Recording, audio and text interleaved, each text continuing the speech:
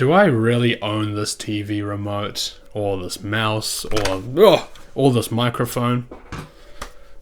Well, ownership's a fuzzy thing because it tends to operate like the human language out of convenience rather than actuality.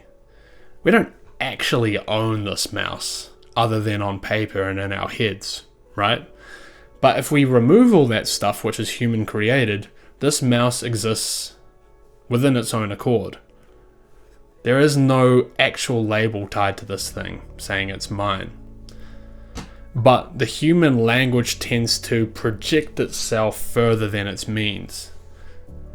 And we do this because on a deeper level, we are trying to control and manipulate reality. And we do that because it goes back to the Stone Ages, back to tribal days when we were just trying to survive as much as possible. And so the mind, being this fantastic machine, goes and takes all these things in and tries to get this sense of control over everything. And it does that by essentially creating like a kind of mental buffer. So when I pick this mouse up, for example, yes, I can say it's mine. I can also say it's grey and that it has a left and right mouse button, you know. It's got a sensor on the bottom.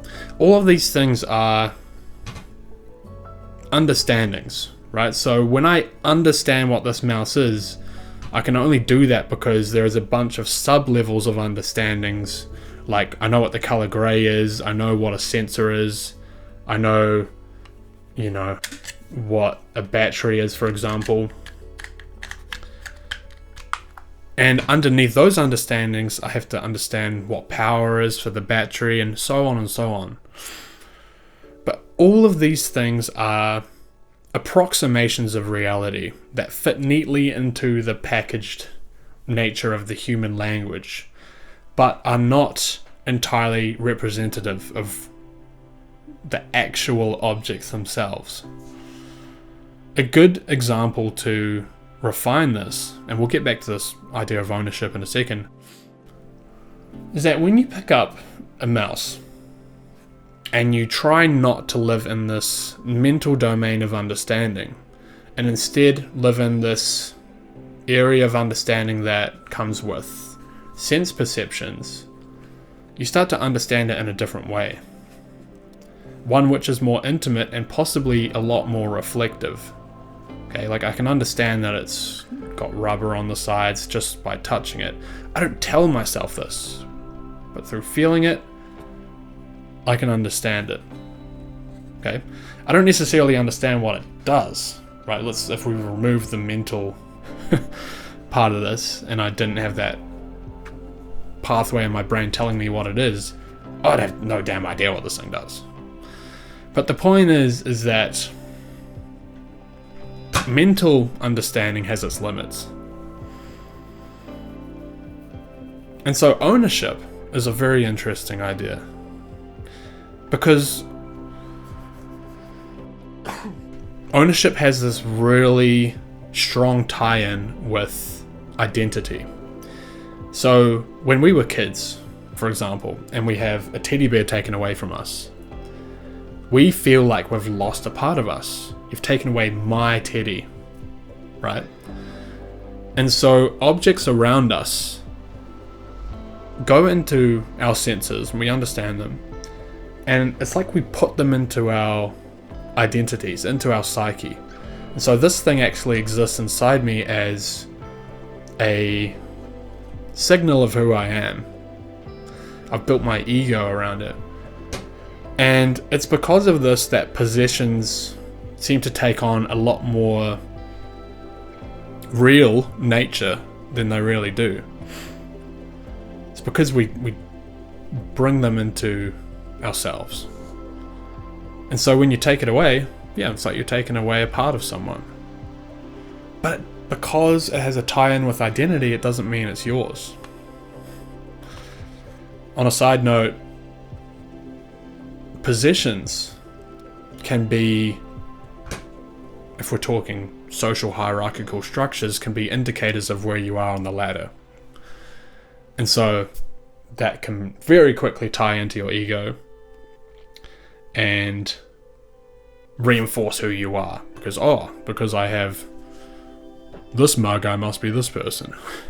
I must like PlayStation more than Xbox, you know. But do we really own anything in life? Outside of our mental principles and understandings and the brain, we don't own anything around us. Nothing. And that is a tough thing for people to hear. Because we want to be in control. We don't want to feel like we are less valuable after hearing that. Because that can definitely be interpreted that way. That can hurt a lot of people, what I just said. But I went through that process and it hurt. To feel like, I don't own anything. Nothing's tied to me. But this is a liberation. Because attachments, especially ones that are material, can be some of the biggest hurdles to grow spiritually within yourself.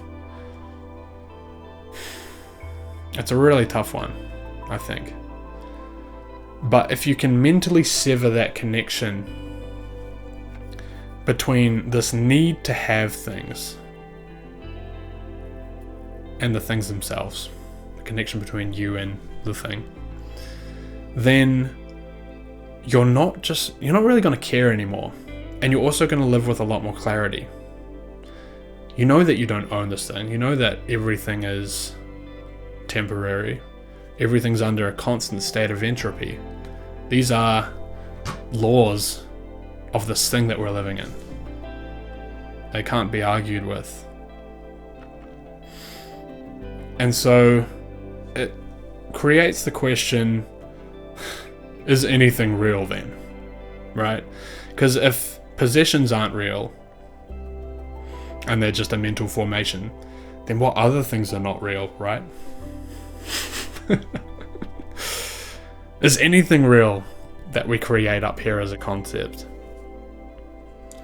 Well, it has to be understood that they're approximations.